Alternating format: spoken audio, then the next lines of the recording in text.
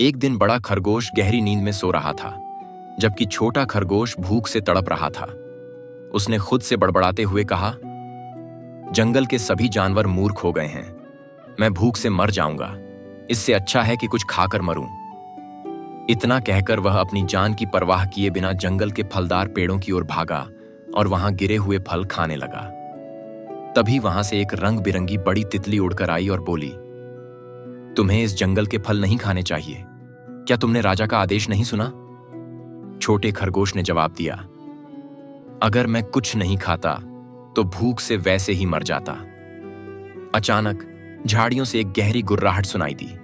जैसे ही छोटे खरगोश ने पीछे मुड़कर देखा, वहां शेर का वफादार मंत्री भेड़िया खड़ा था, जो गुस्से से उसे घूर रहा था।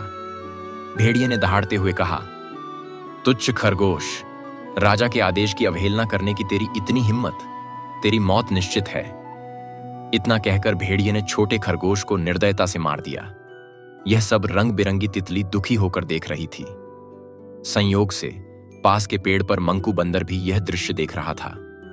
वह तेजी से भागकर बड़े खरगोश के पास पहुंचा और सारी घटना बताई। अपने भाई की मौत की खबर सुनते ही बड़ा खरगोश रोता हुआ फलदार पेड़ों की ओर दौड़ा। वहां छोटा खरगोश खून से लथपथ पड़ा था। वह फूट फूट कर रोते हुए बोला, काश तुम मेरी बात मानते तो आज जीवित होते, लेकिन मैं तुम्हारी मौत का बदला जरूर लूंगा। मंकू ने कहा, पर तुम उनका सामना कैसे करोगे? वे दोनों बहुत ताकतवर हैं। तभी पेड़ों से रंग बिरंगी किरणें निकलने लगीं और बड़ी तितली ने एक सुंदर परी का रूप धारण कर लिया। कौन हो तुम? बड़ा खरगोश ने आश्चर्य से पूछा। परी बोली, मैं एक जादुई परी हूं, जो वर्षों से इस जंगल में तितली के रूप में रह रही थी। मुझे तुम्हारी दुनिया में दखल देने की इजाजत नहीं है, लेकिन तुम्हारे आंसू देखकर मुझसे रहा नहीं गया। बड़ा खरगोश बोला, अगर तुम जादुई हो तो मेरे भाई को जीवित कर सकती हो? परी ने सिर हिलाया। जीवन और मृत्यु ईश्वर के हाथ में है, लेकिन मैं तुम्हारी मदद कर सकती हूं। कैसे? मंकू ने पूछा। परी ने अपनी जादुई छड़ी से रंगीन किरणें निकालीं, जो बड़े खरगोश और मंकू के ऊपर पड़ीं। अब तुम दोनों शेर और भेड़िए को बहका सकते हो।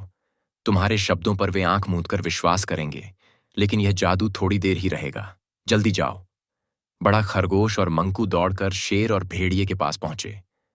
बड़ा खरगोश ने भेड़िए से कहा, शेर तुमसे डरता है।